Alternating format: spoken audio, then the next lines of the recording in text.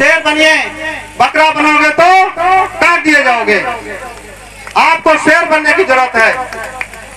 B.R. Ambedkar साहब ने कहा शिक्षा वो शेरनी का दूध है जो पिएगा वो दहाड़ेगा।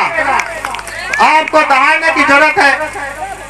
सोचो, डॉक्टर B.R. अम्बेडकर साहब जिस स्कूल में पढ़ते थे वो बैठने का बोरा अपने घर से ले जाया करते थे।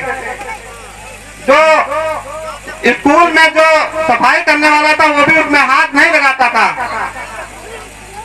साथियों,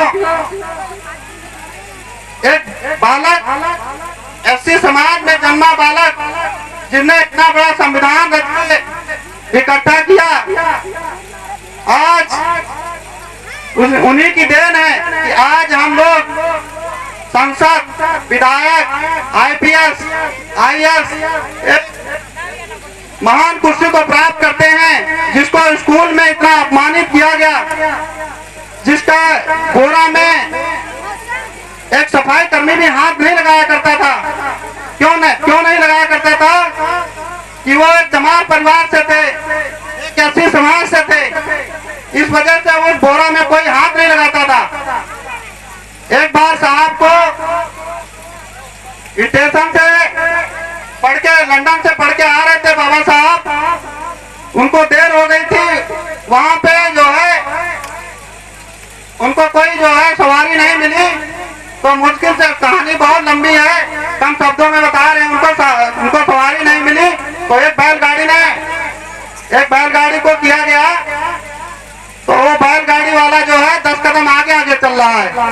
वो आगे इस वजह से चलता था कि ये अछूत समाज से हैं और ये चमार परिवार से हैं। इनकी अगर परछाई हमारे ऊपर पड़ जाएगी तो हम भी अशुद्ध हो जाएंगे। सोचिए साथियों, क्या आप अपने आप को माफ कर पाएंगे? अगर ये आप पे लागू हो जाए, क्या आप इस समाज में जीने लायक रहेंगे? ये आपके सामने भी ऐसा होता। अगर इतना बड़ा डॉक्टर B.R. अम्बेडकर साहब संविधान नहीं रचते तो ये सब आपके साथ में होना था। साथियों, मैं इतना कहना चाहूंगा कि आज समय को पहचानो। Doctor B.R. मैं यहाँ पे वोट मांगने नहीं आया हूँ। हमारा ग्राम जो यहीं पे पड़ता है, ग्राम गंगापुर खेड़ा, सभी सम्मानित साथी हमारे जानते होंगे। मैं यही कहना चाहूंगा, बाबा साहब भीमराव अम्बेडकर साहब ने जो संविधान के द्वारा जो आपको वोट डालने का अधिकार दिया, उन्होंने कहा कि आप अपना नेता स्वयं चुनो, किसी के बहकावे में आने की जरूरत नहीं है। पहले हाथ उठाए जाया करते थे और उन जिम्मेदार के खिलाफ अगर हाथ उठा देते आप तो आपके हाथ तोड़वाए जाया करते थे। इसी को देखते हुए हमारे डॉक्टर B.R. अम्बेडकर साहब ने संविधान के द्वारा वोट डालने का अधिकार दिया। अगर प्रत्याशी आपको नहीं अच्छा लग रहा है, आपको पौवा देता है, आपको पहले बिछा देता है, आप सब कुछ रख लीजिए। मानव काशीराम साहब ने कहा है आप सब कुछ रख लो, लेकिन वोट नहीं देना। जब आप वोट नहीं दोगे उनको, तब वो दोबारा ऐसी चापलूसी नहीं करेंगे। इस वजह से मैं यहाँ पे कह रहा हूँ, क्योंकि यहाँ पे हमारा समाज जितना एकत्रित है, कम से कम वो समझ जाए। और देखो, सरकारें किसी धर्म से नहीं बनती हैं।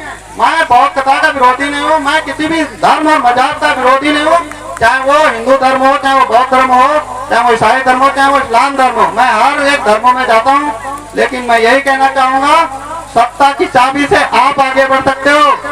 आप अपने बच्चों को इतना पढ़ाओ लिखाओ कि आपके घर में कोई वकील बने, कोई प्राइम मिनिस्टर बने, कोई सांसद बने, कोई विधायक बने, कोई बड़ा नेता बने। और ये कब संभव होगा? जब आप अपने बच्चों को स्कूल भेजेंगे। माताएं बहनें को जागरूक होना बहुत जरूरी है, क्योंकि बहुत बड़ा योगदान माताओं बहनों का रहा है। आप फूलन देवी बन सकती हैं, आप जो है माता फातिमा शेख बन सकती हैं, आप जो है माता सावित्री बाई फुले बन सकती हैं, आप रमाबाई बन सकती हैं, आप अवंती बाई लोधी बन सकती हैं। एक से एक महान नारियों ने हमारे भारतवर्ष में जन्म लिया और वो क्षमता आपके अंदर है। आप अपने बच्चों को अच्छे स्कूल में पढ़ाओ, एक समय की रोटी कम खाओ, लेकिन आप अपने बच्चों को जरूर पढ़ाओ, क्योंकि जब आपके घर में कोई वकील होगा या IPS IAS दूर, अगर आपके घर में एक कांस्टेबल भी हो गया तो आपके घर की तरफ कोई भी बुरी तरह से आंख उठा के देखने वाला नहीं है साथियों। आपको दृढ़ विश्वास करके अपने आदमियों का पौवा छुड़ा करके आप कोशिश करिए कि वो पौवा ना पिए, आप गुटखा ना खाएं, आप इन गलत चीजों में ना पड़े, पेट भर के खाना खाएं। ये बहुत बड़ी बात है।